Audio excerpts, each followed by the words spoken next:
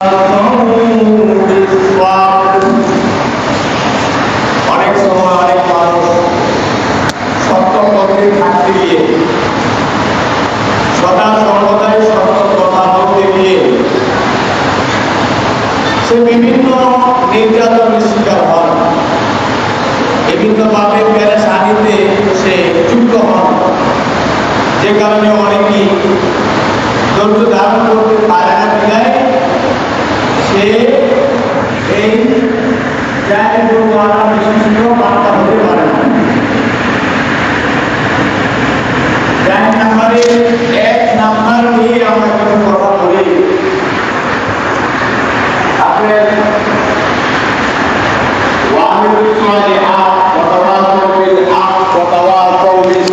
এখানে তিনটা গুণ, মনে করেন এই তিন গুণ তো প্রথম গুণ যদি ঠিক থাকে তাহলে এই তিন গুণের দাম মর্যাদা আছে, আর এক নাম্বারটাই যদি ঠিক না থাকে তাহলে এই চার গুণের এই তিন গুণের কোনো মূল্য নাই। যেমন আপনার কাছে লেখার একটা কলম আছে, আপনি এক সংখ্যা লেখলেন, তারপরে যদি আপনি তার ডান পাশে একটা শূন্য দেন তাহলে 10 হবে, আর একটা শূন্য দিলে 100 হবে, আর একটা শূন্য দিলে 1000 হবে, আর একটা শূন্য দিলে 10,000 হবে। এভাবে শূন্য যত বাড়াতে থাকবেন তত ওই একের মান বাড়তে থাকবে। ঠিক তদ্রূপ কোনো বান্দা যদি ঈমান আনয়ন করে ঈমানের পথে অবিচল থাকে তাহলে সে যত নেক কর্ম করবে, সালেহাত যত কাজ আছে, কর্ম আছে, যতগুলোই সে করবে সবগুলোর মাকাম মর্যাদা স্তর আল্লাহ পাক খালি বাড়াতেই থাকবেন, বাড়াতেই থাকবেন, বাড়াতেই থাকবেন। সুবহানাল্লাহ। আর যদি আপনার এই এক না থাকে, এখন আপনি মনে করেন কলম আপনার হাতে, লেখার দায়িত্ব আপনার, এখন একের জায়গায় এক না লিখে শুধু জিরোই লেখলেন, শূন্যই লেখলেন, এতে তো শুধু শূন্যই হবে, এই শূন্যের কোনো মূল্যই নেই। মোটামুটি তো আমরা বুঝতে পারলাম এক থাকলে ডানের সংখ্যা যদি দেয় শূন্য 10 হয়, এভাবে দিতে থাকলে 100 হয়, শুধু বাড়তেই থাকে। আর যদি জিরো থাকে, শুধু শূন্য দিয়ে যদি খাতা ভরে ফেলে, বুড়ে শূন্য লেখে ভরে ফেলে, তাহলে এটার সংখ্যা হবে জিরো, সংখ্যা হবে শূন্য, এটার কোনো মানে মূল্য নাই। এখন আপনি মনে করেন ঈমান আনয়ন করেন নাই, পুরোপুরি ঈমানদার আপনি না, দাবি করতেছেন ঈমান, তার অবস্থা হলো ঠিক এমন যে আপনি এক সংখ্যার জায়গায় এক না লিখে এখানে জিরো লিখে পরে লেখলেন 1, তার মানে আপনার ঈমান সর্বপ্রথম আনার কথা ছিল, এটা আপনি আনেন নাই। এটা কিভাবে আনেন নাই? অনেক ক্ষেত্রে অনেক মানুষ সমাজের মধ্যে আছে, সে ঈমানদার দাবি করে কিন্তু আসলেও সে যে ঈমানদার না ঈমানদারের বাহিরে চলে গেছে এটা সে জানে না। এটার একমাত্র কারণ হলো তার এলেম নাই, আর এলেম বিহীন মানুষ তো অন্ধের মতো। এজন্য নবীজি সাল্লাল্লাহু আলাইহি ওয়াসাল্লাম বলেছেন যে قال رسول الله صلى الله عليه وسلم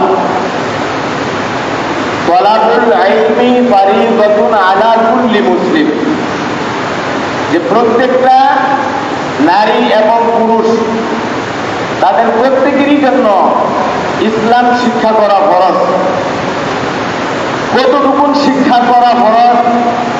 যতটুকুন হইলে তার ঈমান আছে অথবা নাই এই জিনিসটা সে নিজে বুঝবে অথবা অনুধাবন করতে পারবে।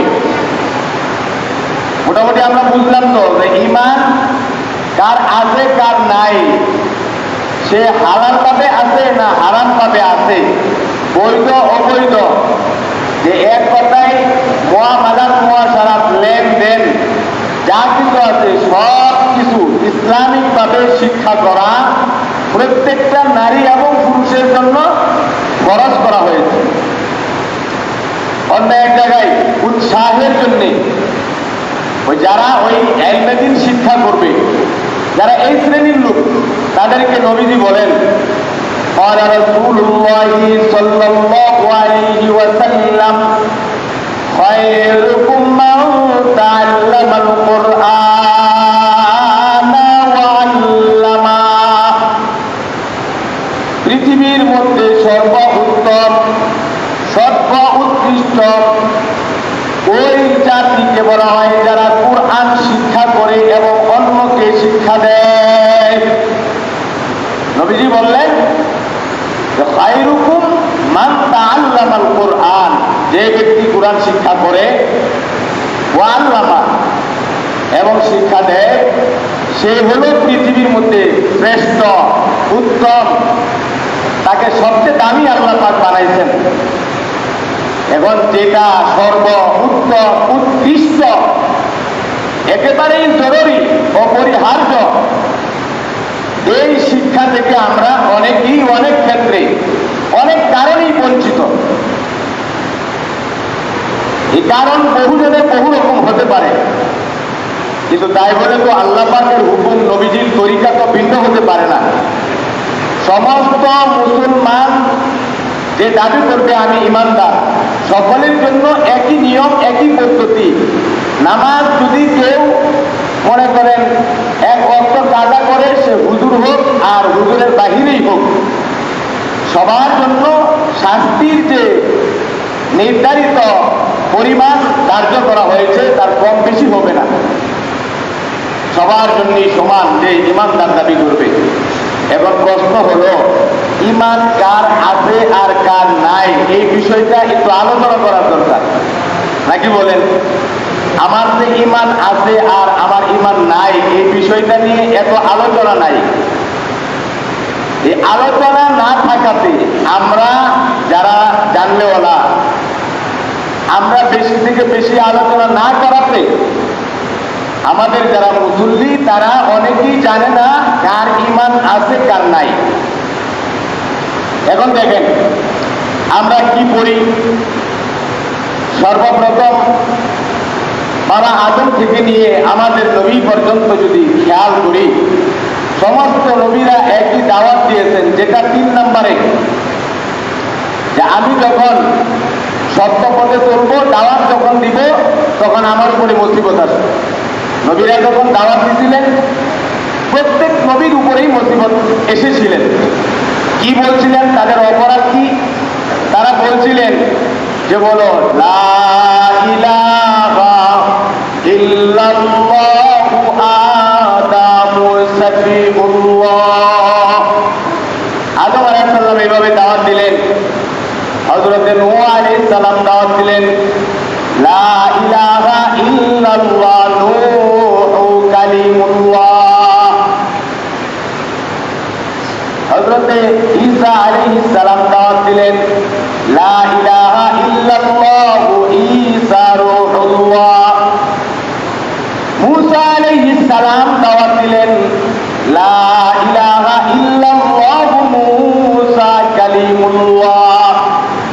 আর আমাদের নবী দাওয়াত দিলেন লা ইলাহা ইল্লাল্লাহু মুহাম্মাদুর রাসূলুল্লাহ সাল্লাল্লাহু আলাইহি ওয়াসাল্লাম। আপনি খেয়াল করেন, দিলের কান দিয়ে, একটা কান আছে শোনা যায়, তারপরে অনুধাবন করার মতন একটা ভাবমূর্তি তৈরি করে নিতে হয়। যদি দিলের কানে শুনেন তাহলে দেখতে পাবেন যে প্রত্যেক নবী দাওয়াত দিতে গিয়ে সমস্যার সম্মুখীন হয়েছেন। তারা বিপদে নিপতিত হয়েছিলেন। তাদেরকে এই বিপদ থেকে বের হওয়ার জন্য ধৈর্য ধারণ করতে হয়েছে। ঠিক তদ্রূপ আমরা যারা এখানে আছি, আমরা যখন ঈমান আনবো এই কালিমার উপরে, যখন বলবো যে লা ইলাহা ইল্লাল্লাহ মুহাম্মাদুর রাসূলুল্লাহ, এই কথা নিজে বলবো, দাওয়াত প্রসার করব, তখন বিভিন্ন ধরনের বিভিন্ন কথা আসতে পারে। এটা নবী পয়গম্বর এর মাধ্যমে আল্লাহ পাক আমাদেরকে শিখিয়ে দিয়েছেন। বড় কথা হলো যে ঈমান কার আছে আর কার নাই, এটা বুঝবে কিভাবে? তো এটা বোঝার জন্যে উলামায়ে কেরাম তারা কালিমা আকারে, যে আলোচনা পিছনে একবার হয়েছিল, কালিমা আকারে তারা বিভিন্ন জায়গা থেকে একত্রিত করেছেন। কোন কালিমা? আমরা একটা করি ইমানে মুজমাল, আরেকটা হলো ইমানে মুফাসসাল। ইমানে মুজমাল কোনটা? আমানতু বিল্লাহি কামা হুয়া বিআসমাইহি ওয়া সিফাতিহি ওয়া ক্বাবিলতু জামিআ আহকামিহি ওয়া আরকানিহি। তারপরে কালেমা এবং কালেমায়ে শাহাদাত, ইমানে মুজমাল, তিনটা মিলে সব কথাকে এনেছেন মুফাসসালের মধ্যে। কোনটা এটা? অনেকের মুখস্থ আছে, আবার অনেকেরই মুখস্থ নাই, অনেকে শুনেছেন। আমানতু বিল্লাহি ওয়া মালাইকাতিহি ওয়া কুতুবিহি ওয়া রুসুলিহি ওয়াল ইয়াউমিল আখিরি ওয়াল কদরি খায়রিহি ওয়া শাররিহি মিনাল্লাহি তাআলা ওয়াল বা'সি বা'দাল মাউত। এই কথাগুলো যে বিশ্বাস করবে তার ঈমান আছে। এখানে 6টা কথা। কয়টা কথা? 6 কথার উপরে যে পূর্ণ আস্থা রাখবে, পূর্ণ বিশ্বাস রাখবে, তার ঈমান আছে। আর এই 6 কথার মধ্যে যদি কেউ এক কথা বাদ দেয় তাহলে তার ঈমান নাই। এখন কেউ প্রশ্ন করতে পারে যে যদি এখানে 6 কথা মানার নাম ঈমান হয়, তাহলে কালিমা আমরা কিসের জন্য বলি? যে কালিমা পড়লে ঈমানদার? নবীজি বলছেন, যদি কেউ বলে লা ইলাহা ইল্লাল্লাহু ফাদাখালাল জান্নাহ, কোন ব্যক্তি যদি কালিমা পড়লো আর মুখ দিয়ে স্বীকার করলো, বিশ্বাস করলো, তাকে তোমরা জান্নাতি হিসাবে গ্রহণ করে নাও। কারণ সময় স্বল্প, সেই জন্য বিস্তারিত আলোচনা করা যায় না। অল্প সময়ে শর্টকাটে যদি আমরা দিলের কান দিয়ে শুনি তাহলে আমরা কিছুটা বুঝতে পারবো। কালিমা লা ইলাহা ইল্লাল্লাহর মধ্যে যা আছে তার আংশিক কিছু আল্লাহ পাক এনেছেন কালিমা শাহাদাতের মধ্যে। আশহাদু আল্লা ইলাহা ইল্লাল্লাহু ওয়াহদাহু লা শারীকা লাহু ওয়া আশহাদু আন্না মুহাম্মাদান আবদুহু ওয়া রাসূলুহু। কালিমা শাহাদাতের মধ্যে যাহা আছে তাহা ওই কালিমার মধ্যে এনেছেন। যে কালিমা আমরা বলি আমানতু বিল্লাহি কামা হুয়া বিআসমাইহি ওয়া সিফাতিহি ওয়া ক্বাবিলতু জামিআ আহকামিহি ওয়া আরকানিহি। কালিমা তাইয়্যিবার মধ্যে যা আছে তার আংশিক কালিমায়ে শাহাদাতের মধ্যে, আর কালিমায়ে শাহাদাতের মধ্যে যাহা আছে তার পুরোপুরি ওই ইমানে মুজমালের মধ্যে এনেছেন। তার সব কিছু সুবিস্তারে আল্লাহ পাক, আল্লাহ পাকের যারা নায়েবে নবী তারা একত্রিত করে মানুষের ঈমান আছে বা নাই এটা বোঝার জন্য কালিমা আকারে ইমানে মুফাসসালের মধ্যে প্রবেশ করিয়ে দিয়েছেন। যে কথা আমরা এইভাবে বলি, আমি ঈমান আনলাম আল্লাহ তাআলার উপর, আমি ঈমান আনলাম ফেরেশতাগণের উপর, আমি ঈমান আনিলাম সমস্ত কিতাব সমূহের উপর। সমস্ত কিতাব সমূহ বলতে আসমানি যত কিতাব আল্লাহ পাক দিয়েছেন সমস্ত কিতাবের উপর আমি ঈমান আনলাম। কিন্তু আল্লাহ পাক প্রিয় হাবিবের মাধ্যমে যখন কুরআন নাযিল করলেন, সমস্ত কিতাবের মেকদার পরিমাণ শেষ হয়ে গিয়েছে, তাদের মেয়াদ শেষ হয়ে গিয়েছে। আর এই জন্য আল্লাহ পাক কুরআন নাযিল করে বলে দিয়েছিলেন ইন্নাদ দীনা ইনদাল্লাহিল ইসলাম। 3 নাম্বার হলো আমি ঈমান আনয়ন করলাম কিতাব সমূহের উপর, তারপরে আমি ঈমান আনলাম তাকদীরের উপর, আমি ঈমান আনলাম আখিরাতের উপর। এখন যদি এই 6 কথার মধ্যে যে আমি ঈমান আল্লাহ তাআলার উপর আনলাম, ফেরেশতাগণের উপরে আনলাম, আর কিতাব সমূহের উপরে আনলাম, এখন এই 6 কথার কোনো এক কথা যদি কেউ না মানে তাহলে তার কি ঈমান থাকবে না থাকবে না বলে? এখন কিছু নামদারি মুসলমান আছে, তারা আসলে ইমান কোন কাজ করলে থাকে আর কোন কাজ করলে থাকে না এই বিষয়ে জ্ঞান রাখে না। তারপরেও তারা কিছু কথা তাদের মন গড়া মতো উত্থাপন করে। যেমন কিছু মানুষ এরকম, তার পছন্দ মতো না হইলে আরেকজনকে কাফের বলে।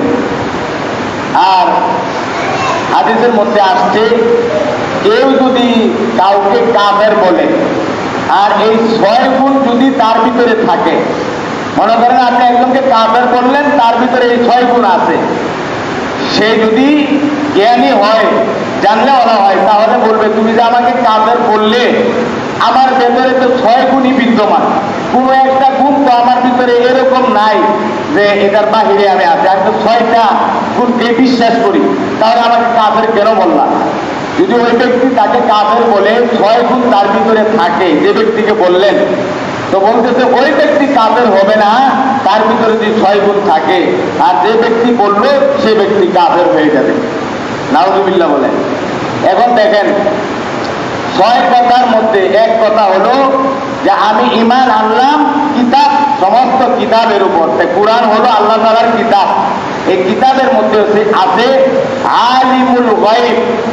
এখানে আপনারা দেখবেন কুরআনের প্রথমেই সূরা বাকারার মধ্যে আল্লাহ বলছেন আলিফ লাম মিম যালিকাল কিতাবু লা রাইবা ফীহি হুদাল লিল মুত্তাকিন। তারপরে বলতেছেন আল্লাযীনা ইউমিনুনা বিল গায়বি ওয়া ইউকিমুনাস সালাত। এখানে গায়েব এবং অদৃশ্যের খবর জানে কে? আল্লাহ। তারপরে সূরা হাসরের শেষ আয়াতের মধ্যে আল্লাহ বলেন ওয়াল্লাহুল্লাযী লা ইলাহা ইল্লা হু আলিমুল গায়বি ওয়াশ শাহাদাতি হুয়ার রাহমানুর রহিম। বিভিন্ন জায়গাতে আল্লাহ যে গায়েবের খবর জানে এই কথা এটা সকলেই জানে, কিন্তু কিছু লোক যখন আলিমুল গায়েব না গায়েবের খবর আল্লাহ যে জানে এই জায়গাতে বলে যে নবীও গায়েবের খবর জানে, তাহলে বলেন কুরআনের পক্ষে হলো না বিপক্ষে হলো তার এই যুক্তি? যদি কোনো ব্যক্তির যুক্তি আর মতবাদ যদি কোরআনের বিপক্ষে যায়, তাহলে কি সে ইমানদার থাকে? অথচ তার ইমানই নাই, অথচ সে দাবি করে হে সুন্নি। তো এরকম ইমান আমাদের আছে না নাই, এখানে অনেক আলোচনা, কিঞ্চিত শুধুমাত্র 5% আলোচনা হয় নাই। আজকের মতো সময় এখানে শেষ করতে হলো। এই ইমান নিয়েই ধারাবাহিক সূরা আসরের ইমাম সাজু রহমতুল্লাহ আলাইহি বললেন, সূরা আসর ছোট হলে কি হবে? যদি মানব জাতি এই সূরাকে মানব জাতির হেদায়েতের জন্য, জান্নাতের জন্য যদি এই সূরাই নাযিল হতো, অন্য কোন সূরা নাযিল না হতো, তাহলে এই সূরার উপরে আমল করে জান্নাতে যাওয়া যথেষ্ট হয়ে যেত সমস্ত মানুষ।